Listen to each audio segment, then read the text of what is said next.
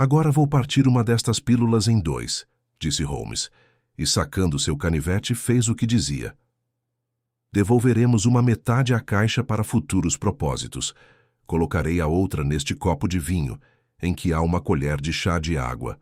Como veem, nosso amigo, o doutor, está certo e ela se dissolve prontamente. Isso pode ser muito interessante, disse Lestrade, no tom ofendido de alguém que suspeita que está sendo objeto de zombaria. Mas não vejo o que pode ter a ver com a morte de Mr. Joseph Stangerson. Paciência, meu amigo, paciência. Na hora certa você descobrirá que tem tudo a ver com ela. Agora vou acrescentar um pouquinho de leite para tornar a mistura palatável. E ao apresentá-la ao cão, vemos que ele a lambe com muito gosto. Enquanto falava, entornou o conteúdo do copo de vinho num pires e o pôs em frente ao terrier, que rapidamente o lambeu. O ar sério de Sherlock Holmes nos convencera tanto até então que ficamos todos em silêncio, observando atentamente o animal e esperando algum efeito surpreendente. Mas não vimos nenhum. O cão continuou estirado sobre a almofada, respirando com dificuldade, mas aparentemente nem melhor nem pior pelo que bebera. Holmes sacara seu relógio, e enquanto os minutos se sucediam sem resultado, uma expressão do mais completo dissabor e desapontamento se estampou na sua fisionomia. Ele mordia o lábio, tamborilava sobre a mesa e mostrava todos os demais sintomas de aguda impaciência. Sua emoção era tão grande que me apiedei sinceramente dele, enquanto os dois detetives sorriam zombeteiramente, de maneira alguma descontentes com esse revés que ele sofria. Não pode ser uma coincidência, exclamou ele, finalmente pulando da cadeira e pondo-se a andar nervosamente pela sala. É impossível que seja uma mera coincidência. As próprias pílulas de que suspeitei no caso de Drebber são realmente encontradas após a morte de Stangerson. No entanto, são ineficazes. O que pode significar isso? Toda a minha cadeia de raciocínio certamente não pode ter sido falsa. No entanto, o desgraçado deste cachorro continua na mesma. Ah, já sei, já sei. Com um grito de puro prazer, correu até a caixa, cortou a outra pílula em dois, dissolveu-a, acrescentou leite e apresentou-a ao terrier. Mal parecera molhar a língua no líquido, a infeliz criatura teve um tremor convulsivo em todos os membros e esticou-se tão rígida e sem vida como se fulminada por um raio. Sherlock Holmes soltou um longo suspiro e enxugou o suor da testa. Eu devia ser mais confiante, disse. Já devia saber a esta altura que quando um fato parece se opor a uma longa série de deduções, prova-se invariavelmente passível de alguma outra interpretação. Das duas pílulas nesta caixa, uma era do mais mortífero veneno e a outra inteiramente inócua. Eu devia ter sabido disso antes mesmo de ver a caixa. Esta última afirmação pareceu-me tão surpreendente que mal podia crer que ele estava em seu perfeito juízo. Ali estava o cachorro morto, contudo, para provar que sua conjectura fora correta. Tive a impressão de que a névoa em minha própria mente dissipava-se pouco a pouco, e comecei a ter uma pálida e vaga percepção da verdade. Tudo isto lhes parece estranho, continuou Holmes, porque não perceberam no início das investigações a importância da única pista real que tinham diante de si.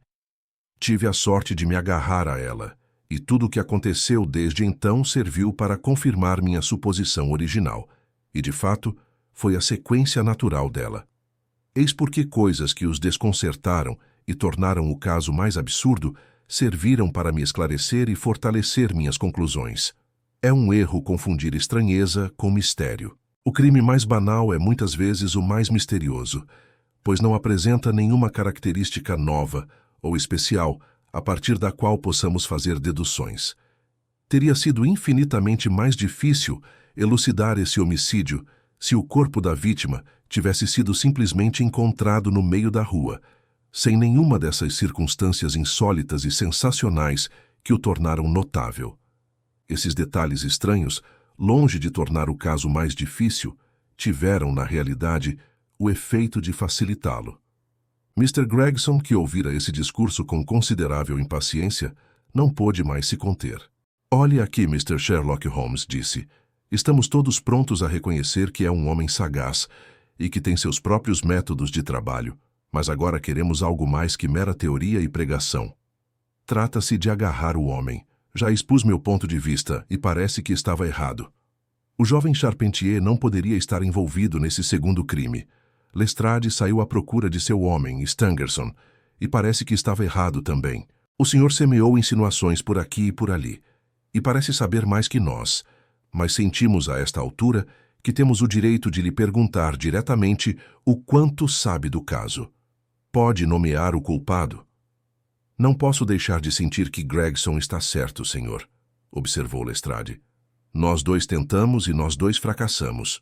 O senhor comentou mais de uma vez desde que estou nesta sala que dispunha de todos os indícios de que necessita. Certamente não se calará por mais tempo. Qualquer atraso na detenção do assassino, observei, poderia lhe dar tempo para perpetrar alguma nova atrocidade. Assim, pressionado por todos nós, Holmes mostrou sinais de indecisão. Continuou a andar de um lado para outro da sala, a cabeça afundada no peito e as sobrancelhas abaixadas, como era seu hábito quando perdido em pensamentos. Não haverá mais assassinatos, disse por fim, parando abruptamente e nos encarando. Podem considerar essa hipótese fora de cogitação.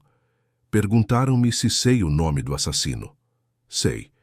O mero conhecimento de seu nome tem pouca importância, porém, comparado com a capacidade de pôr as mãos sobre ele. E isso é algo que pretendo fazer muito em breve. Tenho esperanças de consegui-lo através de meus próprios arranjos, mas é algo que precisa ser conduzido com habilidade, pois estamos às voltas com um homem astuto e desesperado que é auxiliado, como já tive ocasião de provar, por outro tão esperto quanto ele.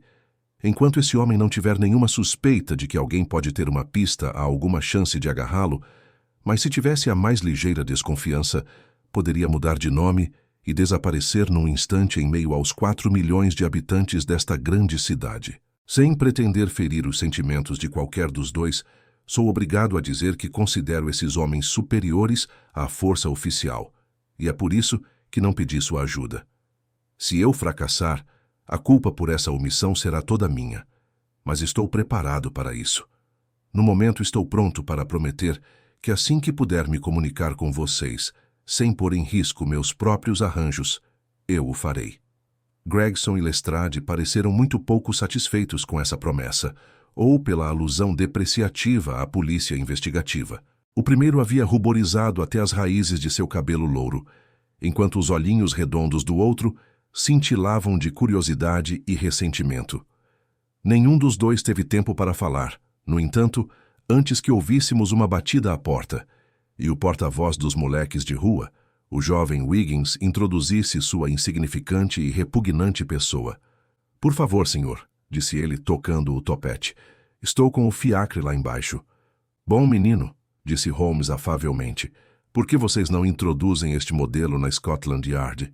Continuou tirando um par de algemas de aço de uma gaveta. Vejam como a mola funciona bem. Elas se fecham num instante. O modelo antigo é bastante bom, observou Lestrade, desde que consigamos encontrar o homem em quem colocá-lo. Ótimo, ótimo, disse Holmes sorrindo. O cocheiro pode perfeitamente me ajudar com minhas caixas. Peça-lhe para subir, Wiggins. Fiquei surpreso ao ver meu companheiro falando como se estivesse prestes a partir em viagem, já que não me dissera nada sobre isso. Havia na sala uma maleta que ele puxou e começou a amarrar com correias. Estava ativamente ocupado com isso quando o cocheiro entrou. Dê-me uma ajuda com esta fivela, cocheiro, disse ajoelhando-se junto à mala e sem virar em momento algum a cabeça. O sujeito avançou com um ar um tanto mal-humorado, desafiador, e estendeu as mãos para ajudar. Nesse instante, ouviu-se um estalido seco, o tinido do metal, e Sherlock Holmes levantou-se de um salto novamente. "Cavalheiros", exclamou, os olhos faiscando. "Permitam que lhes apresente Mr. Jefferson Hope, o assassino de Enoch Drebber e de Joseph Stangerson." A coisa toda aconteceu num átimo, tão rapidamente que não tive tempo de compreendê-la. Tenho uma vívida lembrança daquele instante da expressão triunfante de Holmes e do timbre de sua voz, do semblante aturdido e furioso do cocheiro ao contemplar as algemas reluzentes que pareciam ter aparecido nos seus punhos por um toque de mágica. Por 1 ou 2 segundos, mais parecíamos um grupo de estátuas. Em seguida, com um rugido inarticulado de fúria, o prisioneiro desvencilhou-se do domínio de Holmes e arremessou-se pela janela. Madeira e vidraça cederam diante dele. Mas antes que desaparecesse, Gregson, Lestrade e Holmes pularam sobre ele como cães veadeiros. Arrastaram-no de volta para a sala e deram início a um terrível conflito.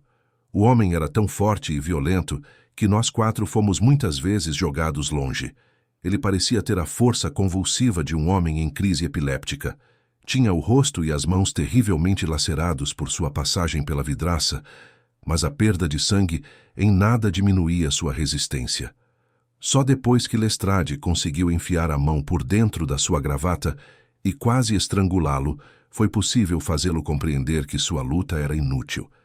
E mesmo então, não nos sentimos seguros até que lhe amarramos os pés e as mãos. Isso feito, erguemo-nos sem fôlego e arquejantes. "Estamos com o fiacre dele", disse Sherlock Holmes. "Servirá para que o levem a Scotland Yard. E agora, cavalheiros", continuou com um sorriso agradável, "chegamos ao fim de nosso pequeno mistério. Fiquem à vontade para me fazer tantas perguntas quanto queiram agora, e não há perigo de que me recuse a respondê-las."